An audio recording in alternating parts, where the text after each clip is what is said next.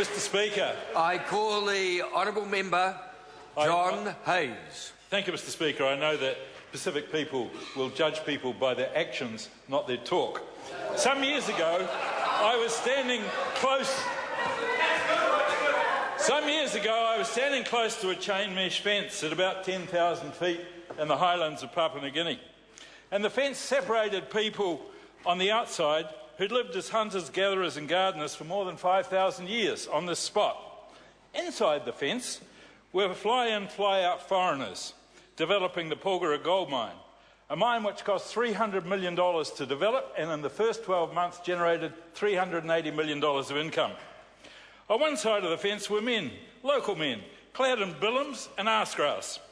Miners inside the fence were keeping the peace, posting 2 kina notes through the holes in the chain mesh. A miner had been murdered a week before, caught on the wrong side of the fence.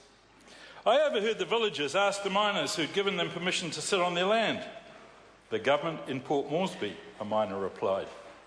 What am the sila government ni stop lang Port Moresby? The locals asked. Quite a fair question in a very remote part of Papua New Guinea without schools, health centres, electricity, and in fact, no sign of any government at all. I could easily understand why the villagers in this remote setting had no concept of what Papua New Guinea's parliament was at that time. I'm sure things have changed.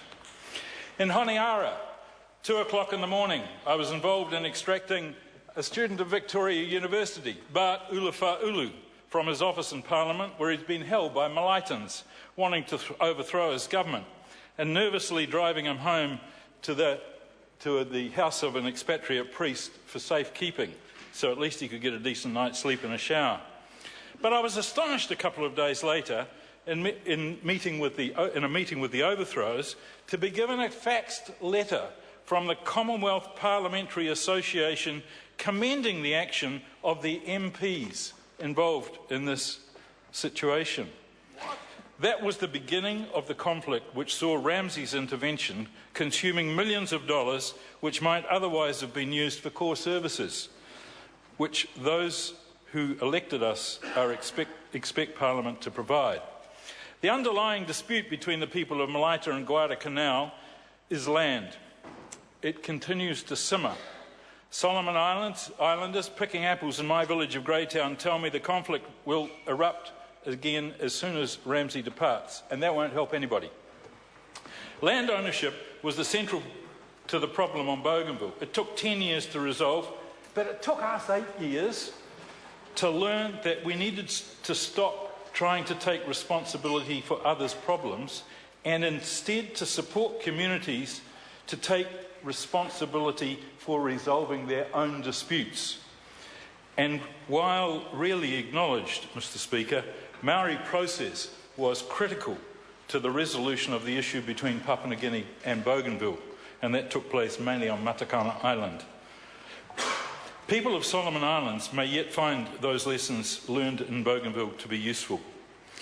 Mr. Speaker, cohesion across the Forum members has loosened since leaders around that time of decolonisation, the great trees, Ratu Mara, Albert Henry, Michael Samari, Robert Rex, Bob Hawke and Hamida Robert, and they worked to unite the region together. Since their time, we have perhaps unwittingly devolved leaderships to public servants. I think of last year's Forum Economic Ministers meeting, which I went to. There are about 10 ministers there and at least 70 officials in attendance. The officials spent 2 days before we arrived and the whole time we were there meeting, constructing an 84-paragraph community which no one has read since. This is not leadership, and I hope any record of our meeting will be no longer than 2 sides of one A4 page. Time pressures, faster planes have reduced the time leaders spend together, reducing their engagement with each other. We don't know each other as well as we used to. This meeting is trying to help overcome this sort of problem with the next generation of leaders sitting in this gallery. This meeting, I hope, will help us to get to know each other much better, because it's much easier to work with people you know and understand. Recent months have seen the emergence of new entities like the Melanesian Spearhead Group based in Vanuatu, the Micronesian Leaders Forum based in Guam, and the beginning of a Polynesian Leaders Group coalescing around Samoa. Participants from 22 countries were invited to this forum. Never before has this Parliament building seen the sort of group we have in it today. Never in the history of our region have so many politicians and leaders gathered under one roof to meet, share ideas and to get to know one another.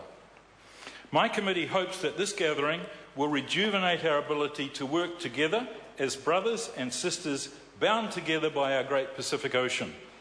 We hope that working more closely together will help our region to work more collaboratively for the betterment of those we represent. The ocean which touches all of your shores encircles our country too. Irrespective of our language or our culture, we are all in this house today Pacific people. The future well-being of your community is tied to mine. We are joined together like a plaited rope. Mr. Speaker, meetings like this don't happen by accident, and a huge number of people have worked for this outcome. My one-time boss and hugely supportive friend, Mike Moore, championed the idea of a Pacific Leadership Congress in his book, A Pacific Parliament. We would not be gathered here without the support of Prime Minister Key, and I bring greetings from our Foreign Minister, Murray McCully, and I want to thank him because it was his involvement and support that provided the help for us to be here today. And he's asked me to convey his greetings to you from Africa, where he's on a 2-week assignment, lobbying hard for New Zealand's bid for the seat on the Security Council. I have to say to the House that we actually had one hell of an argument before he took off, because he really wanted to be here, but we couldn't slot this meeting in between the energy conference and other things going on in the region. So in the finish he lost, and I am grateful to him for doing that. I want to thank David Carter, our Speaker, and Mary Harris, Clerk of the Parliament, and Leslie Ferguson and her team for the huge support. And thank you to each one of our parliamentary colleagues for the support that you've been in supporting this. Of course, none of us would be here without my girls, Emily Tailforth and Morag Santini. They have worked huge hours. They're just magnificent. It's New Zealand's responsibility to work collaboratively with each of you as neighbours and friends. Understanding each other and working together is essential to the growth and development of the communities we represent. Any instability in our neighbourhood has consequences for us all. Stable and affordable governance is an essential precondition for economic growth. New Zealand is smaller than Sydney, and Sydney doesn't maintain an army, a navy, an air force and 50 diplomatic officers offshore. We all struggle to maintain an affordable government. The bigger it is, the more constraints on those who are in our business sector creating jobs.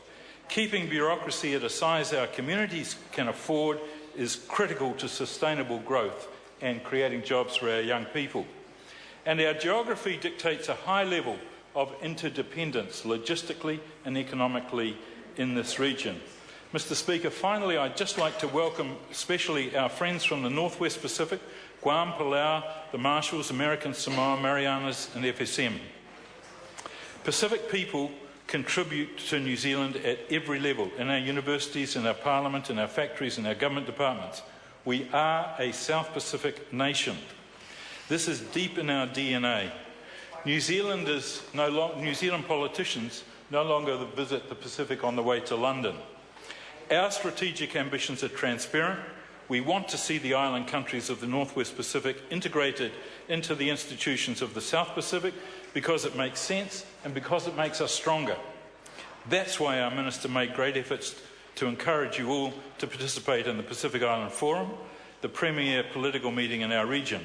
That's why our Minister has visited the Marshall Islands, who will host the next forum.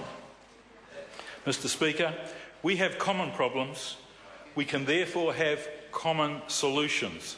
This is what this historic assembly is about. Thank you.